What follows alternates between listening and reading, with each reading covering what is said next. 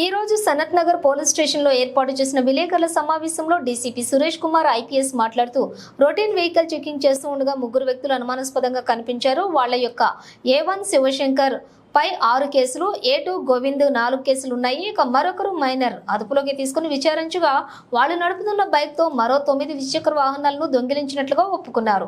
9 ద్విచక్ర వాహనాలను స్వాధీనం చేసుకున్నామని తెలిపారు. నిందితులపైన వివిధ పోలీస్ స్టేషన్లలో కేసులు కూడా ఉన్నాయి.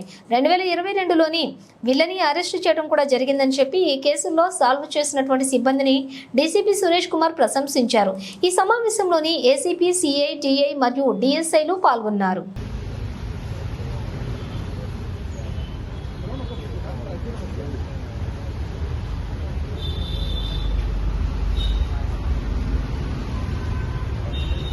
సార్ ఒక్క నిమిషం.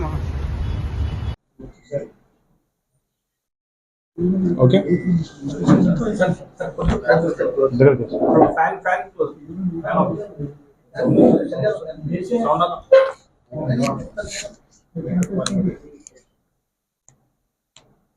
అంటే ఆదివారం 29/9/2024 సాయంత్రం 6 గంటల సమయంలో మా సనత్ నగర్ పోలీస్ సిబ్బంది DI Nagireddy and his staff, crime staff ఎర్రగడ్డ క్రాస్ రోడ్లో వెహికల్ చెకింగ్ చేస్తుండగా మాకు అనుమానాస్పదంగా ఒక 3 వ్యక్తులు కనిపించినారు.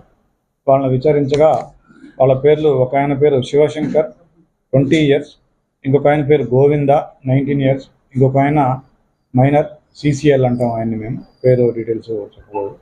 సో వీళ్ళ 3 మాకు కనిపించినారు. వాళ్ళని విచారించగా వాళ్ళు ఆల్రెడీ ట్రావెల్ చేసేది కూడా దొంగిలించిన బైకు. వాళ్ళని తీసుకొచ్చి పోలీస్ స్టేషన్కి విచారిస్తే ఇంకా 9 బైకులు దొంగతనం చేసినట్టుగా మాకు చెప్పడం జరిగింది.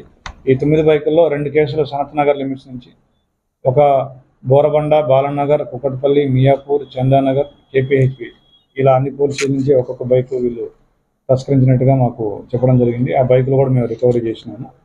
సో వీళ్ళు గతంలో A1 ఎవరైతే ఉన్నాడో శివశంకర్ అనే అతని మీద 6 కేసులు ఉన్నాయి. గోల్కొండ పోలీస్ స్టేషన్, జగద్గిరిగుట్ట, కుకట్పల్లి లిమిట్స్లో. అదేవిధంగా A2 ఎవరైతే ఉన్నారో గోవిందా అని, ఇతను KTM బైక్ మెకానిక్, ఇతని మీద 4 కేసులు ఉన్నాయి. గోల్కొండలో 2, జగద్గిరిగుట్టలో 2 కేసులు ఉన్నాయి. సో వీళ్ళిద్దరు కూడా గతం నుంచి 2022లో ఒకసారి అరెస్ట్ అయినారు. మళ్ళీ తర్వాత ఇటీవల కాలంలోనే ఈ దొంగతనాలు మొదలుపెట్టగా మా పోలీస్ స్టాఫ్ వీళ్ళని చకచక్యంగా వ్యవహరించి అదుపులో తీసుకోవడం జరిగింది. దీనికి మా DI Nagireddy and he staff, అదేవిధంగా SHO, ACPని ఈ కేసులో చకచక్యంగా చేసినందుకు వీళ్ళని అభినందిస్తూ ఉన్నాను. Thank you.